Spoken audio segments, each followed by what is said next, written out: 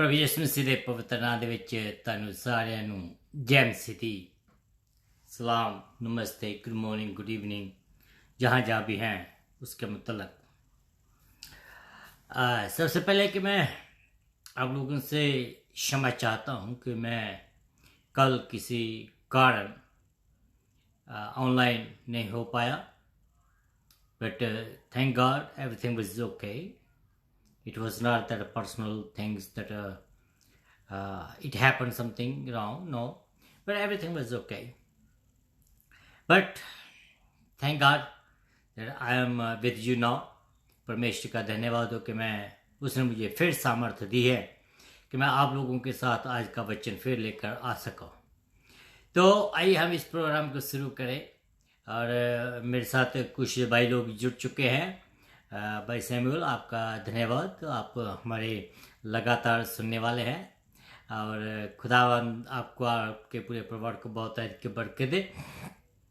और आइए हम अपने इन प्रार्थना में जाएं, उसके बाद हम आगे का जो प्रोग्राम है उसको शुरू करेंगे। अनुग्रह के स्वर्गीय परमेश्वर तेरा धन्यवाद करता हूँ आज के सुंदर अवसर के लिए जो तूने आज हमें दिया है कि हम तेरी आराधना तेरी स्तुति तेरी प्रशंसा करें।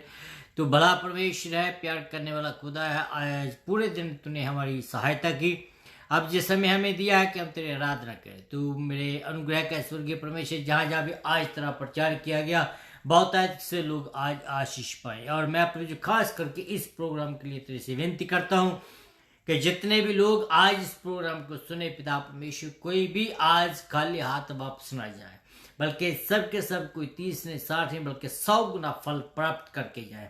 मैं खास करके एक बार फिर प्रभु जी मैं प्रार्थना करता हूँ कि जो कोरोना वायरस के द्वारा जो लोग अफेक्टेड हो रहे हैं या हुए हैं उनके परिवारों को, उनको पर्सनल जीवन को तो छू ले मेरे खुदावंदा, जिससे प्रभु जी के वो लोग निजात पाए और अपने इस भयंकर बीमारी से छुटकारा पा सकें।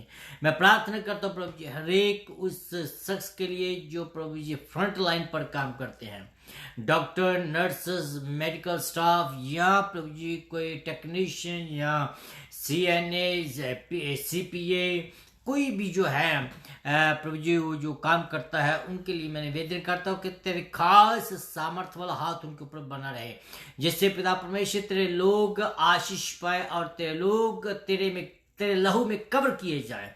प्रभु जी हम चाहते हैं कि तो अपने लहू से उनको कवर कर, क्योंकि हम जानते हैं कि तेरा लहू इतना ज्यादा पावरफुल है कि जो लोग तेरे लहू से कवर होते हैं उनको कोई भी भयंकर बीमारी या परेशानी या चिंता मौत तक नहीं उनको छू पाएगी, क्योंकि तेरे वचन का वादा है।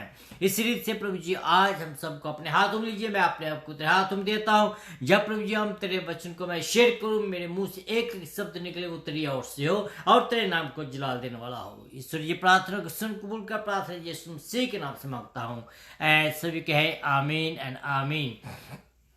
परमेश्वर का धन्यवाद हो, परमेश्वर का धन्यवाद। आइए हम एक गाने को सुने, बहुत प्यारा गाना है जो मुझे बहुत अच्छा लगता है, तो आइए हम इस गाने को सुने प्लीज।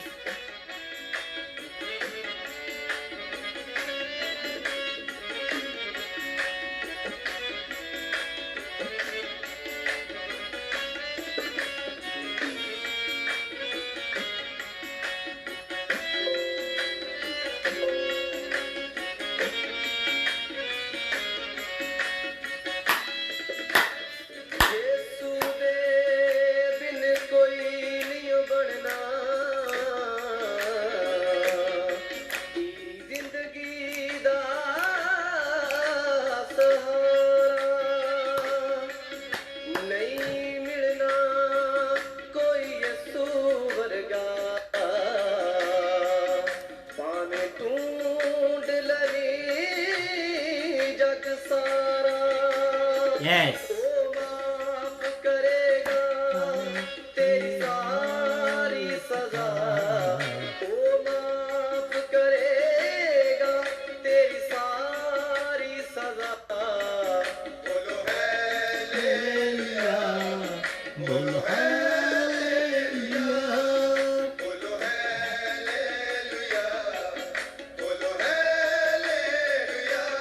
हाँ जी।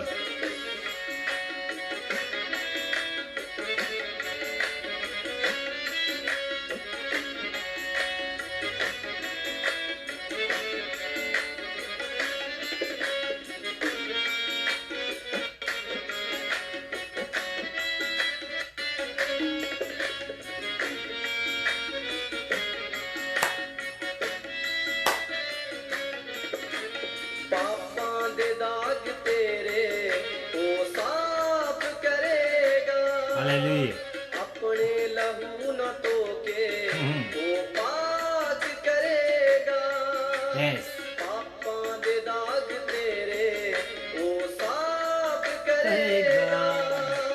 अपने लहू न तो के वो पाक करेगा। यस, वो जरूर सुनेगा तेरे दिल दी सदा। वो जरूर सुनेगा तेरे दिल दी सदा। बोलो हालेलुया, बोलो हालेलुया। बोलो हालेलुया, बोलो हालेलुया।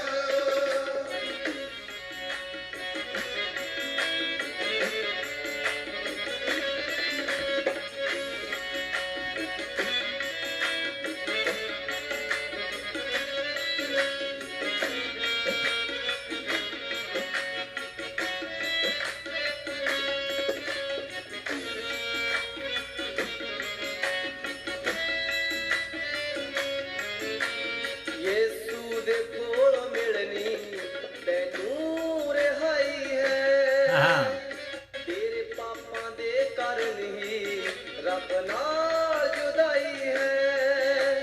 यीशु दे कोल मिलनी तैनूं रिहाई है। यस, तेरे पापां दे कारण ही रब नाल जुदाई है। बन के मसीब चोला देगा मेरे करा। बन के मसीब चोला देगा मेरे करा। बोलो हालेलुया, बोलो हालेलुया। बोलो हालेलुया, बोलो हालेलुया।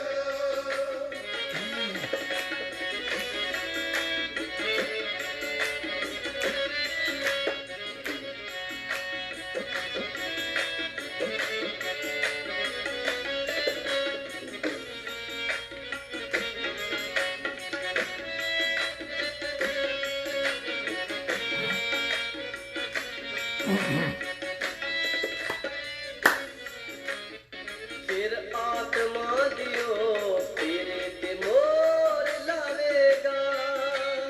बैरी शैतान दे हथों तैनूं छुड़ावेगा। फिर आत्मा दियो तेरे ते मोर लावेगा। बैरी शैतान दे हथों तैनूं छुड़ावेगा।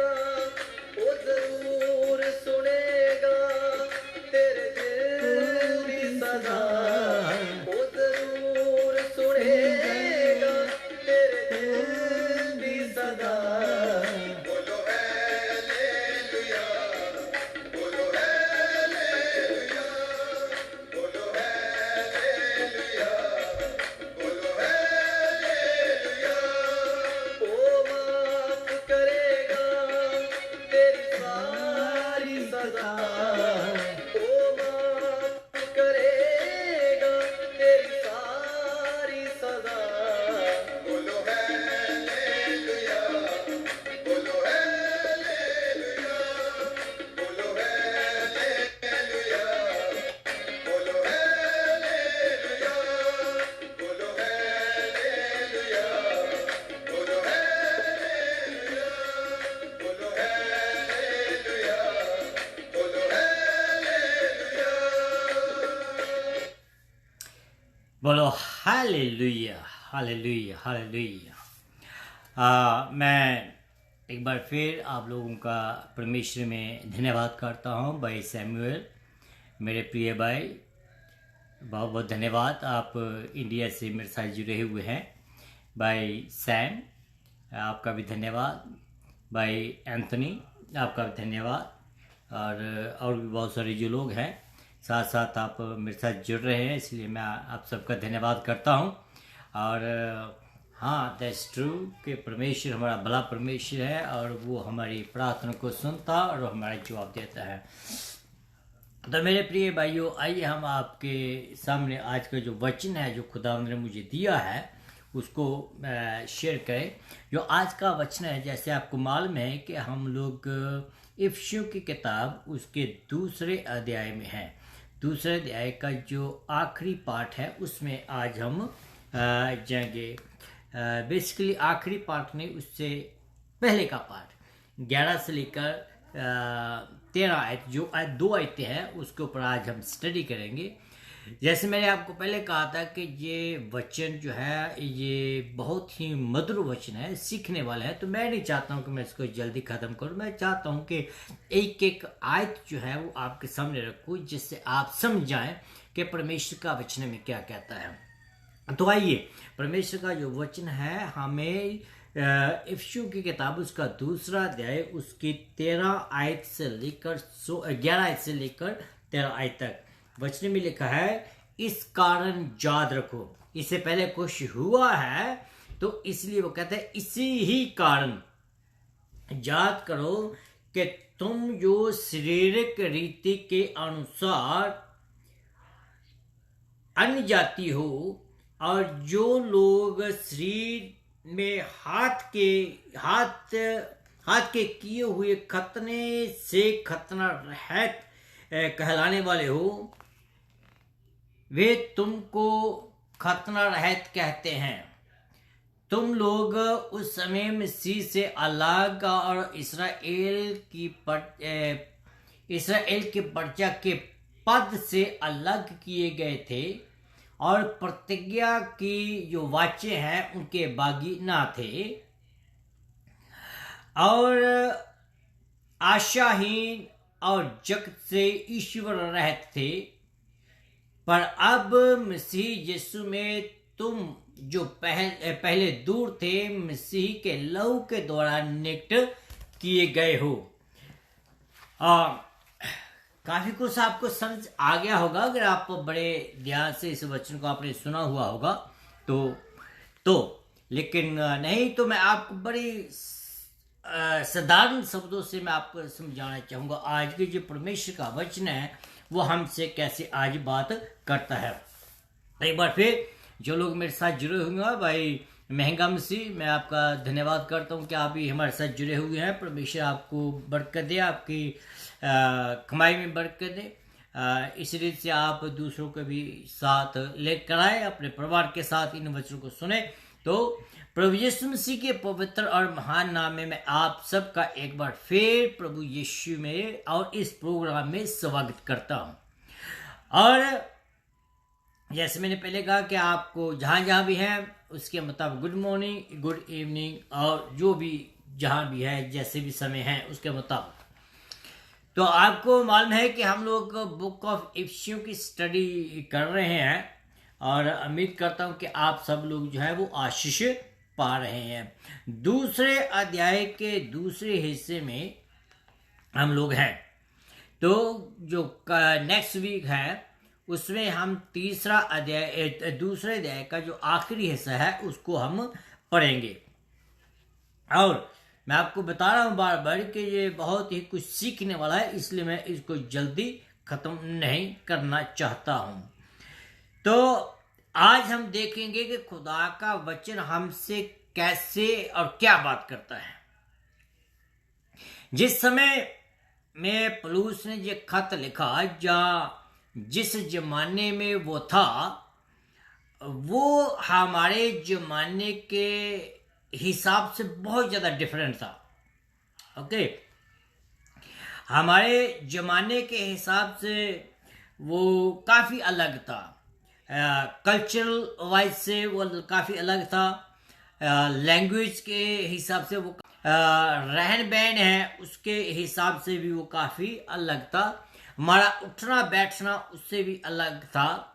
हमारे एक दूसरे के बातचीत जो है उससे भी वो काफी अलग था। और बहुत सारी चीजें जो थी वो बिल्कुल एक दूसरे से अलग थी। लेकिन इनमें से एक चीज जो उस जमाने में थी और आज के जमाने में वो है घर, जिसको कहते हैं हाउस, परिवार। और ये जो चीज थी वो उस समय में और हमारे समय में बिल्कुल सामान्य थी, उसमें कोई भी अंतर नहीं था।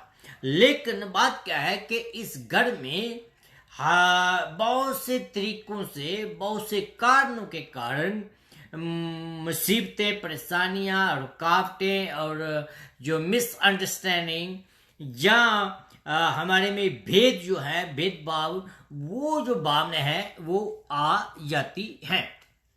हाँ, पुरुष के जमाने में भी ऐसा था। ऐसा नहीं था कि इवन मैं आपको बताऊं कि यीशु मसीह के जमाने में भी ऐसा था।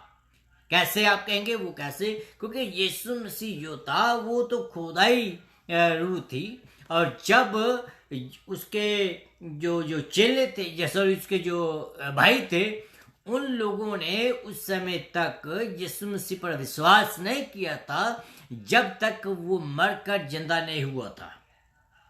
तो मेरे प्रियो, मैं आपको ये बताना चाहता हूं कि हर एक परिवार में, हर एक कम्युनिटी में ये जो प्रॉब्लम है, ये आम प्रॉब्लम वहां भी पाई जाती थी। लेकिन दुख की बात ये है कि ये परिवारों से होती हुई आज वो जो प्रॉब्लम है, जो भेदभाव है, वो हमारी कलीसियों में पहुंच गया है। और ये कलीसियों में जब पहुंचता है, ये बहुत दुख की बात है। आप समझिए वो कैसे? आजकल के जो हमारा जो वर्शिप स्टाइल है, वो हर एक चर्च का जो अलग है। जहाँ हमारा ये विश्वास है वो एक चर्च से दूसरे का विश्वास अलग होगा। मैं आपको बताता हूँ कि जैसे कि पेंटिकॉस्टल उनका अलग है, जो साल्वेशन है उनका अलग है, जो फिर जो बैप्टिस्ट है उनका अलग है, कैथोलिक जो उनका अलग है, लूथरन जो है उनका अलग है, प्रेस्बिटेरियन जो है उनका अलग है। इस रीत से अलग अलग विश्वास जो है ये भी हमारे बीच में भेदभाव डाल देते हैं।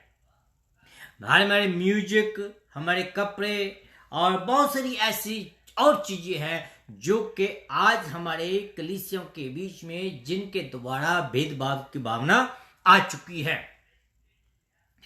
और पौलुस हमें इस अध्याय में ये सिखाना चाहता है कि ये सारे भेदभाव हमने खत्म करने हैं। और कलीसिया एक ऐसी जगह है जहां बिल्कुल शांति और एकता का जो प्रचार होना चाहिए। और एकता और ये शांति जो है, इन सब चीजों के जब ऊपर हो जाती है तो हमारे बीच में जो है जो भेदभाव जो है वो खत्म हो सकता है। पौलुस ऐसा कहता है।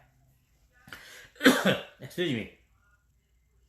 हम सब मसीह में एक हो सकते हैं। क्योंकि यीशु मसीह के ऊपर विश्वास लाने के द्वारा। अगर आपने पिछले संडे को जब अगर आपने सुना होगा तो वर्ष 1 से लेकर 12 आज तक में जो हमने पढ़ा था, वो हमने अपने हालात के बारे में देखा था। हमारी हालात क्या है, हम कहाँ थे, हम मसीह में कहाँ थे, हमारी मसीह में क्या हालात थी।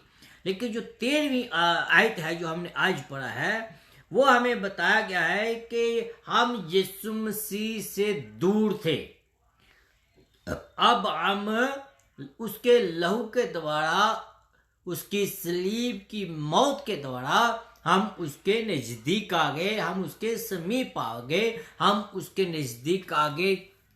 क्यों? क्योंकि उसने जो कारण था हमारा मसीह से दूर रहने का, उस कारण को उसने खत्म कर दिया, उसने मिटा दिया।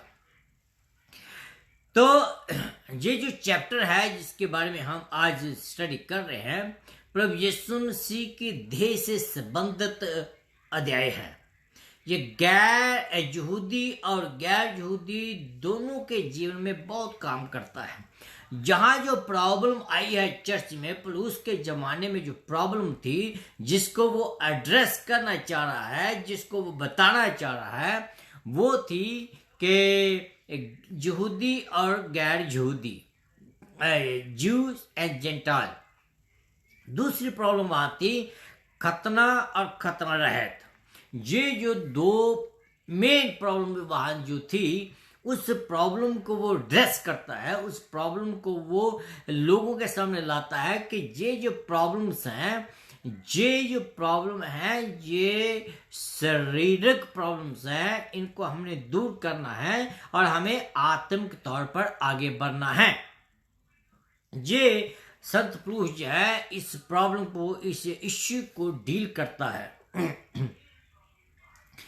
यहाँ दोनों ग्रुप जो हैं, यू एंड जेंटाइल, इन दोनों ग्रुप जो है एक दूसरे के विरुद्ध में रहते हैं, एक दूसरे के विरुद्ध में बातें करते हैं, एक दूसरे के विरुद्ध में एक दूसरे के ऊपर दोष लगाते हैं।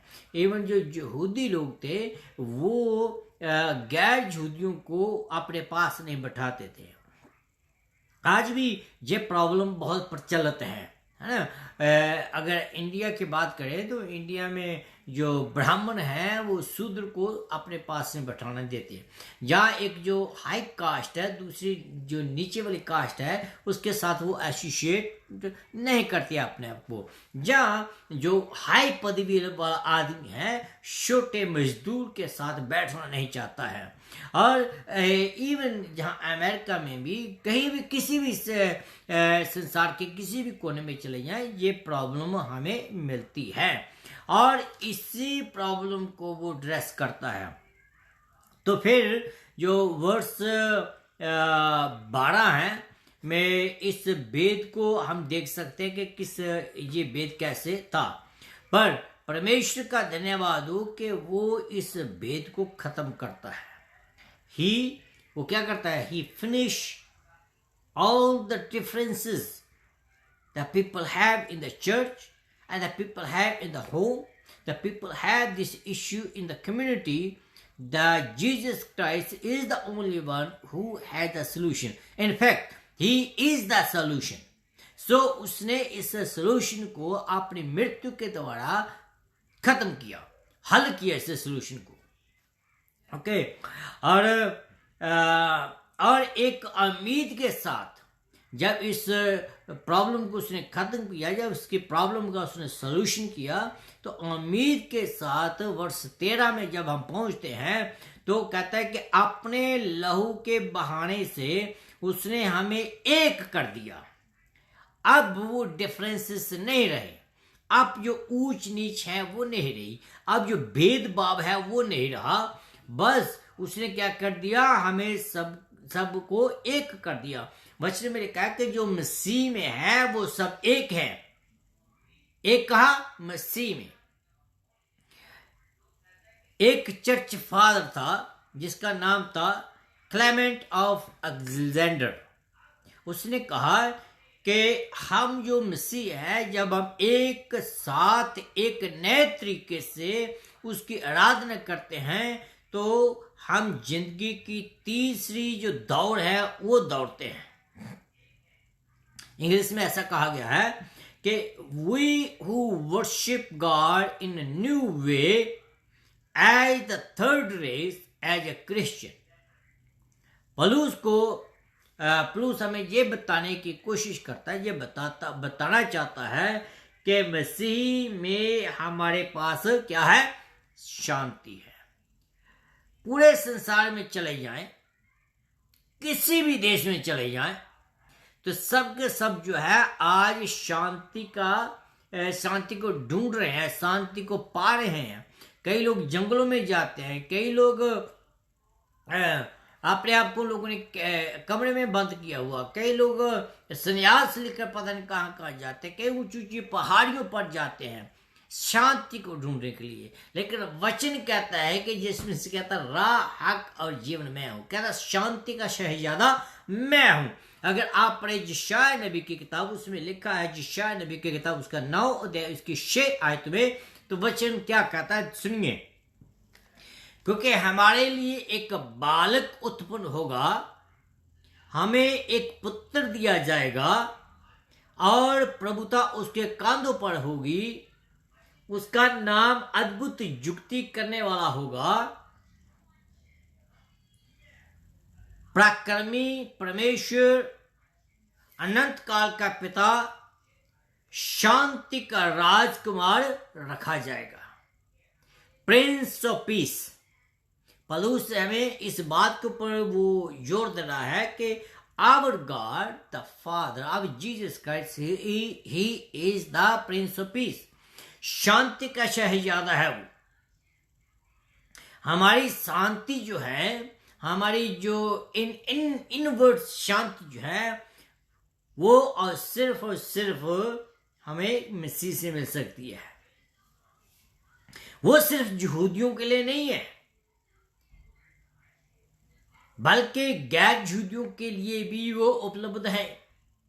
मैं आपको एक बात बताऊं कि हम लोग जो हैं वी वर नॉट ए ज्यू, हम यहूदी नहीं है, बल्कि हमें यीशु मसीह के लहू के द्वारा उसने यहूदियों के बीच में अपने प्रिय पुत्र अपने लहू के द्वारा उसने अपने पिता से हमारा मेल करवाया है।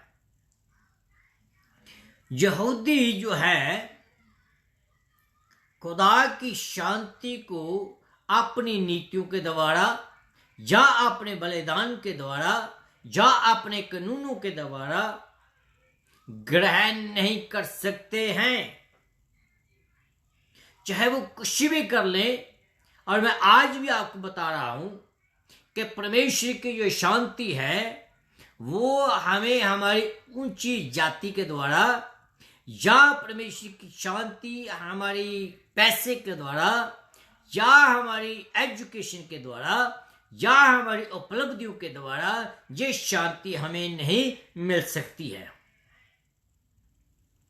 खुदा की नजरों में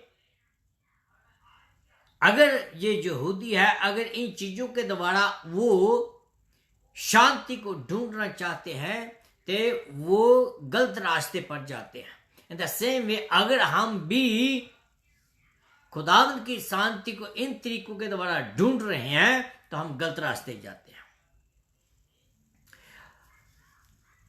अगर आप प्रेरितों के काम पढ़ें तो उसमें एक कहानी बताई गई है कि एक आदमी था जिसका नाम शमऊन था। वो क्या करता है कि जब चेले लोगों के ऊपर हाथ रख के दुआ करते थे, लोगों को जो गिफ्ट है वरदान जो है वो जब लोगों को मिलता था उनके हाथ रखने से, तो उसने कहा उस आदमी का जो कित्ता था वो कित्ता क्या था, वो था जादूगर। और उस जादूगर के द्वारा बहुत सारा पैसा कमा रहा था। तो वो सोचने लगा कि हाँ भाई ये तो काम और मेरा आसान हो गया। एक तो मेरे पास जादूगरी की जो हुनर है ही, दूसरा मैं इनसे भी ये चीज लेता हूं ताकि मेरी कमाई में दूसरा एक और सोर्स में हो जाएगा, ताकि मेरी जो आमदनी है वो और भी ज्यादा आगे बढ़ जाएगी। तो क्या हुआ, जब वो पतरस और यूहन्ना बाकी चेलों के पास पैसे लेकर आया, कहने लगा कि भाई मुझे ये वरदान दे दो, पैसे ले लो और वरदान दे दो। और आपको मालूम है कि जो पतरस है वो बोलने में काफी उतावला है। उसने एकदम कहा कि तेरे पैसे तेरे साथ नाश हो जाए। तो खुदा की शांति को, खुदा के हुनर को, खुदा के टैलेंट्स को, खुदा के गिफ्ट को तो मुल नहीं खरीद सकता। इन द सेम वे हम चाहे कितना भी जोर लगा लें, परमेश्वर की शांति को, परमेश्वर की मोहब्बत को, परमेश्वर के आत्मिक गिफ्टों को हम अपने पैसे से खरीद नहीं सकते हैं। हाँ, दूसरी साइड जो है गैर यहूदी जो है, अगर हम गैर यहूदी की बात करें, वो भी यीशु के बगैर वो खुदा के पास नहीं जा सकते हैं। चाहे वो कितनी भी बात करता हूं तो उसमें सभी धर्म जो है वो आते हैं। Every religion come into that. और हर एक धर्म जो है जितनी भी मर्जी कोशिश कर ले, यीशु के बगैर वो स्वर्गीय स्थानों में पहुंच नहीं सकते हैं। जो काम कानून या जो सैक्रिफाइस या हमारे शरीर के काम नहीं कर पाए, वो यीशु मसीह ने उस कलवी क्रॉस जो सलीब है उसके ऊपर उसने उसको कर दिखाया। What a great things. ऐसे परमेश्वर की हम आराधना करते हैं। फिर उसने और भी काम करके दिखाए जो मैं आपको बताता हूं। उसने एक बहुत बड़ा काम किया कि जो एक दीवार थी ओके, दीवार को उसने गिरा डाला। मैं यरीको दीवार की बात नहीं करता हूं, मैं एक किसी और दीवार की बात करता हूं। मैं आपको आगे बताता हूं कि मैं कौन सी दीवार की बात कर रहा हूं। मैं उस दीवार की बात करता हूं जो जो यहूदियों ने टेम्पल कोर्ट के बीच, जिसको कहते हैं कोर्ट ऑफ जेंटाइल, वहां एक दीवार थी कि उस दीवार के दूसरी साइड या उसके अंदर जो गैर यहूदी थे वो नहीं जा सकते थे, और उसमें उसके आगे जो दीवार थी उसमें सिर्फ और सिर्फ यहूदी जा सकते थे। लेकिन प्रभु यीशु मसीह ने उस दीवार को भी तोड़ डाला। ऐसी दीवारें हमारे बीच में भी काफी हैं कि जो यीशु मसीह को नहीं जानते, उनके बीच में ये दीवारें अभी भी हैं। नफरत की दीवार, ऊंच नीच की दीवार, पॉलिटिशियन की जो राजनीति की दीवार, या जात पात की दीवार, और भी बहुत सारी दीवारें हैं। इन दीवारों को सिर्फ और सिर्फ यीशु मसीह ही है जो कि इन दीवारों को तोड़ सकता है। हाँ, पर जिन लोगों ने यीशु मसीह को ग्रहण किया है, अपना उद्धारकर्ता करके उन लोगों ने माना है, उनके लिए ये दीवारें गिरा दी गई है। अब उनके लिए कोई ऊंच नीच नहीं है। हम सब के सब यीशु मसीह में क्या है?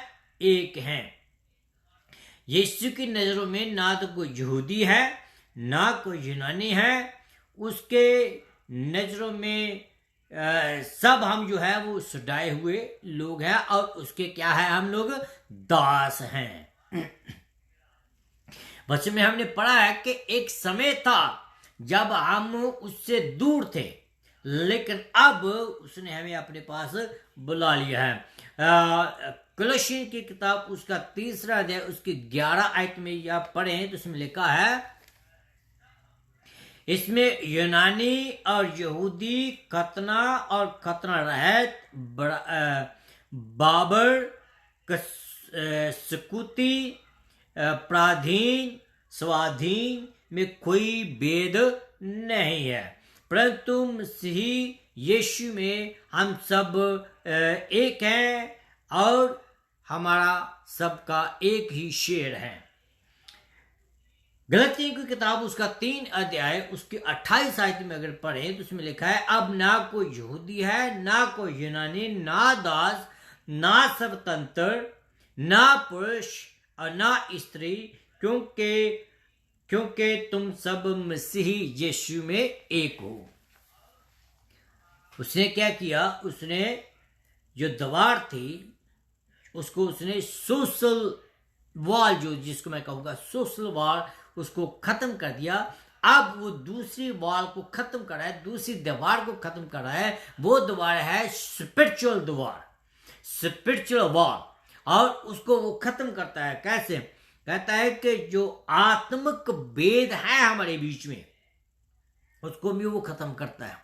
आत्मिक भेद, कई मिशनें ऐसी हैं जो कहते हैं कि भाई हम तो बहुत ज्यादा पवित्र हैं, हम ही ये स्वर्ग में जाएंगे, दूसरे जो लोग हैं वो नहीं जाएंगे। दूसरे लोग जो है उनकी आत्मिक स्टैंडर्ड कम है, हमारा आत्मिक स्टैंडर्ड ऊंचा है। ये ऐसी सब बातें जो हैं खुदावंद ने आत्मिक दीवार को खत्म किया। जब प्रभु यीशु मसीह इस दुनिया में आए थे तो उसने सोशल वॉल को खत्म किया, पर साथ साथ उसने आत्मिक वॉल को भी खत्म कर दिया। यीशु मसीह ने यहूदियों की और गैर यहूदियों को एक साथ कर दिया। किसको? यहूदियों को और गैर यहूदियों को दोनों एक साथ कर दिया। एक साथ करके उसने एक नया आदमी बना दिया। जब हम इस भेदभाव को खत्म करते हैं, इस आत्मिक लड़ाई को जो खत्म करते हैं, तो क्या होता है कि जब हम एक दूसरे को मसीह में एक्सेप्ट करते हैं तो हम एक नए आदमी बन जाते हैं, नई क्रिएशन जब हम बन जाते हैं। यीशु मसीह में हमारे जो भेद हैं वो खत्म हो जाते हैं। That is the things we need to know. कहता है कि जो कुछ भी यीशु मसीह और गुनहगारों के बीच में आता है, वो कहता है कि यीशु मसीह उसको खत्म करता है।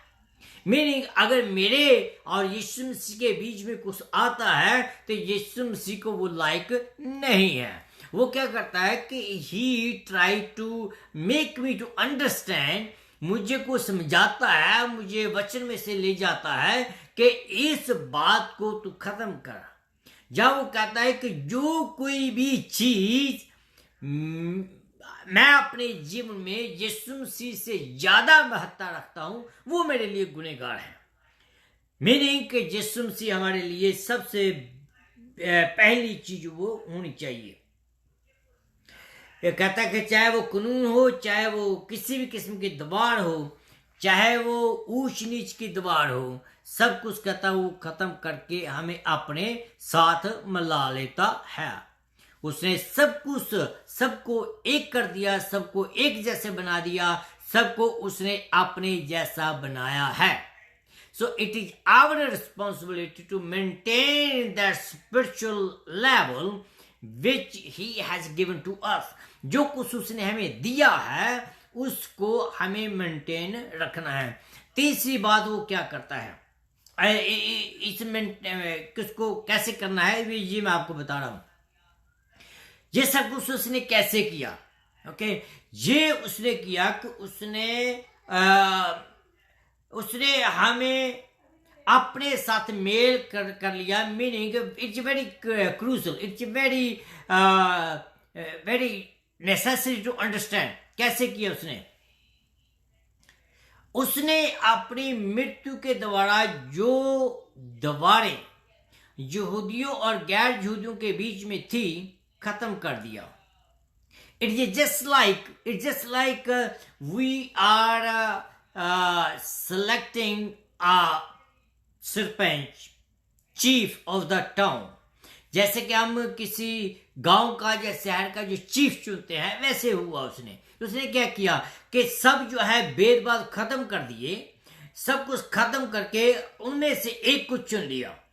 जब तक हमारे में भेदभाव होगा तो हम कभी भी जो चीफ है वो सर्वसम्मति के साथ नहीं चुन पाते। उस चीफ को चुनने के लिए पूरे गांव का जो है वो एक होना बहुत जरूरी है। इसी रीति से यीशु मसीह ने इस भेदभाव को खत्म करके हम सबको उसने अपना बना लिया। और कैसे? यीशु मसीह ने अपनी मृत्यु के द्वारा। फिर आगे हम बढ़ते हैं। उसका मकसद ये नहीं था कि वो सिर्फ आदमी को इकट्ठा करे, नो। उसका मकसद ये था कि आदमी को अपने बाप के साथ इकट्ठा करे। जो रिलेशनशिप जो अदने बाग में टूटा था, जो फेलोशिप जो थी अदने बाग में टूटी थी, जो नजारे अदने बाग में आदम ने लिए थे, वो चाहता है कि द सेम नजारे या सेम संगति हम फिर अपने स्वर्गीय पिता के साथ करें। हाँ, मैं आपको बता रहा हूं, जो यीशु मसीह पर विश्वास करते हैं वो दिन दूर नहीं है। वो दिन बहुत जल्दी आ रहे हैं कि जब हम उस के जो नजारे देखेंगे। उसने हमारी मुक्ति का काम पूरा किया। ये सब कुछ एक शुद्ध बलिदान के द्वारा हो सकता था। ये किसी भेड़ बकरी के बलिदान से नहीं, या उसके लहू से नहीं। हाँ, एक बात जरूर है कि ये जो काम है मुक्ति का काम, ये काम होना तो लहू के द्वारा ही था, दैट इज डेफिनेटली। लेकिन ये भेड़ बकरियों के लहू से या मुर्गे के लहू से नहीं हो सकता था।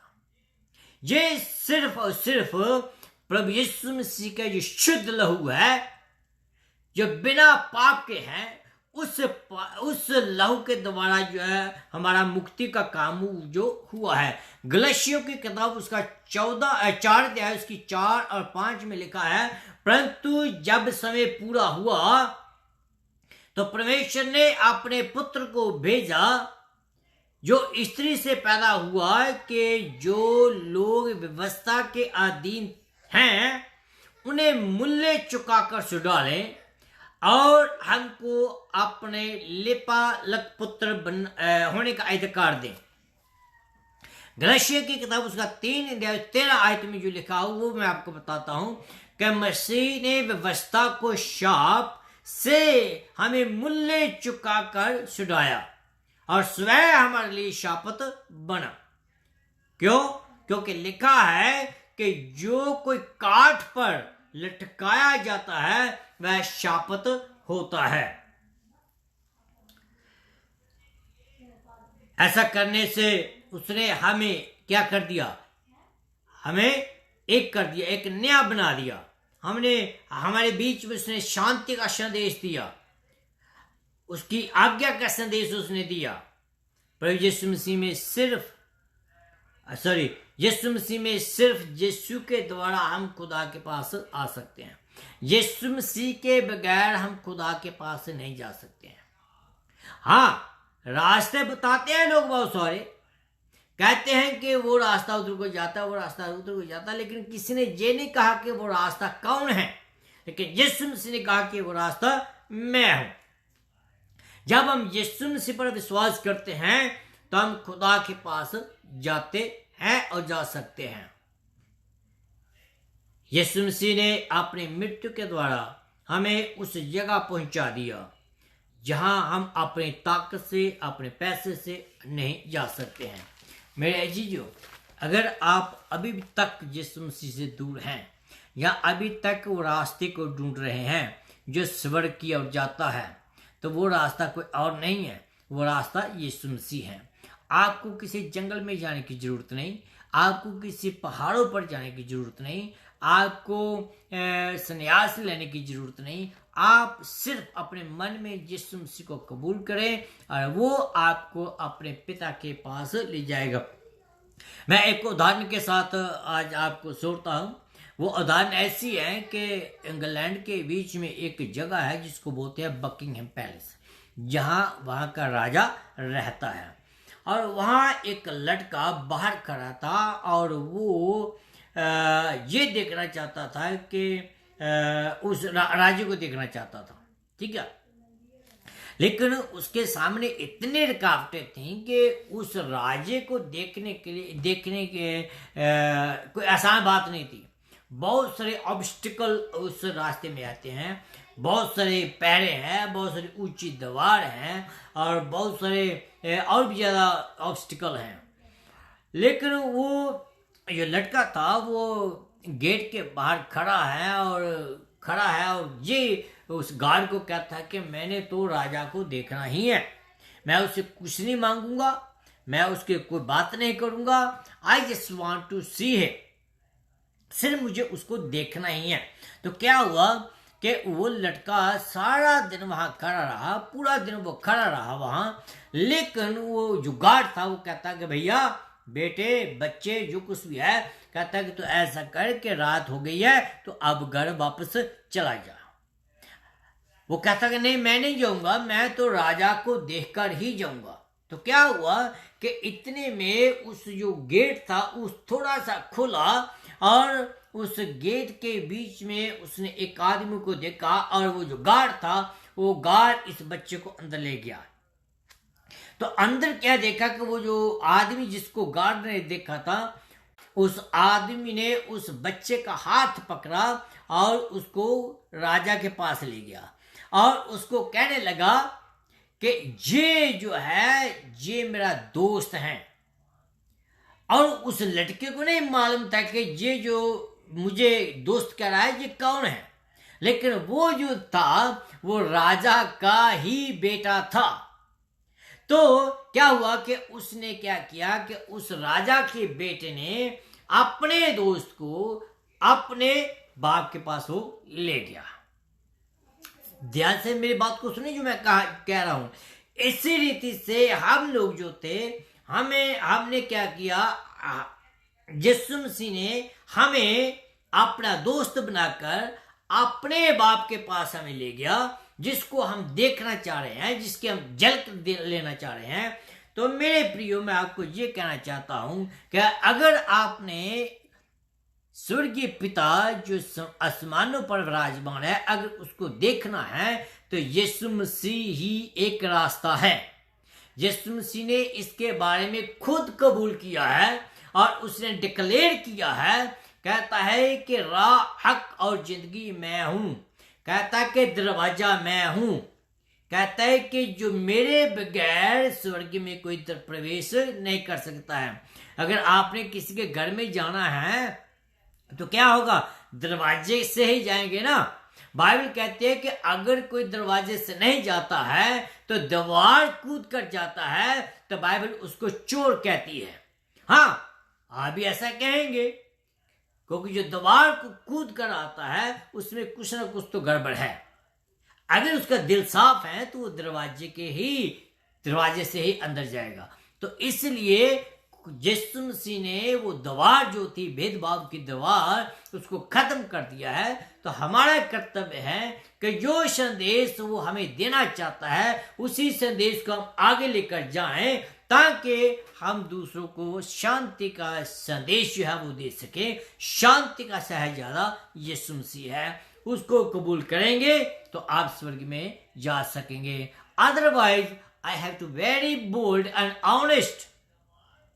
अगर आप यीशु मसीह को कबूल नहीं करेंगे, जितनी भी मर्जी आप रिचुअल जो फॉर्मेलिटीज कर लें, जितने भी आज आप चरावे चरा लें, जितने भी हवन करवा लें, जितने भी पूज पाठा करवा लें, कुछ भी नहीं होने वाला है। ये सब चीजें जो हैं, मैं इवन आप क्रिश्चियनिटी में आपको ले जाऊंगा, जितनी भी मर्जी आप तीर्थ यात्रा चले जाएं, जितनी भी आज मीटिंग अटेंड कर लें, जब तक आपका पर्सनल रिलेशन जो है यीशु मसीह के साथ नहीं है, जब तक यीशु मसीह को आप कबूल नहीं करते हैं, तब तक आप उसके बाप के सिंहासन पर, जो उसका बाप का सिंहासन है, उसको नहीं देख पाएंगे। सिर्फ एक तरीका है, यीशु मसीह को कबूल करें। मेरी आपसे निवेदन है कि आप सब लोग यीशु मसीह को कबूल करें। अगर आपको कोई परेशानी है या मुश्किल है तो मैं आपको ये एक सजेशन देता हूं। पहला सजेशन सबसे ये है वो कि आप अपने लोकल पादरी से बात करें। आप अपने पादरी को ढूंढें, लोकल पादरी को ढूंढें, उस पादरी से बात करें। अगर कोई ऐसा नहीं है समाधान, तो दूसरा समाधान है कि मुझे आप टेक्स्ट मैसेज करें, मुझे आप कॉल करें, मेरे से बात करें। मैं आपको पूरी डिटेल से आपको बताऊंगा कि प्रभु यीशु मसीह को हम कैसे ग्रहण कर सकते हैं। मेरे अजीजों, उम्मीद है कि आपने इस वचन को सुना और आपने इस वचन को दिल में बिठाया और आप इसको चलेंगे भी साथ। तो परमेश्वर आपको बरकत दे। हम नेक्स्ट सैटरडे को फिर मिलेंगे, लेकिन याद रखिएगा कि मेसी एंड सन्स फाउंडेशन, अगर आप फेसबुक पर जाएंगे, फेसबुक पर आप टाइप करें मेसी एंड सन्स, उसके माध्यम के द्वारा मैं रेडियो पर लाइव हूंगा। कब? वेडनेसडे को, Wednesday 9 to 10 I will on the radio Massey and foundation, Massey and sons foundation के माध्यम के द्वारा एवरी वेडनेसडे 9 to 10 मैं रेडियो पर लाइव होता हूं। वहां भी आप प्लीज लाइक करें और ज्वाइन करें और कमेंट करें, आप प्रार्थना भेजें, ताकि हम सब एक साथ आगे बढ़ते चले जाएं। तो आइए हम दुआ करें, प्रार्थना में जाएं और हम मिलकर मेरे साथ भी प्रार्थना करें। अनुग्रह का स्वर्गीय परमेश्वर, धन्यवाद करता हूँ आज के सुंदर अवसर के लिए जो तेरे हज़ार में दिया है। प्रभु जी, तूने बड़े विस्तार से हमारे से बातचीत की है, इसलिए तेरा धन्यवाद करता हूँ। आने वाले दिनों के लिए प्रभु जी तेरे से निवेदन करते हैं कि तू हमें अपनी बुद्धि और समझ दीजिए, ताकि हम तेरे वचनों को समझें और उसके मुताबिक चलें और अपना जीवन तुझे दे सकें। तो भला परमेश्वर, स्तुति के योग्य परमेश्वर, प्रार्थना को सुना, इसलिए तेरा धन्यवाद हो। यीशु मसीह के नाम से मांगता हूँ, आमीन एंड आमीन। खुदावंद आपको बहुत तारीफ की बरकत दे और फिर नेक्स्ट वीक आपसे मुलाकात होगी। आमीन।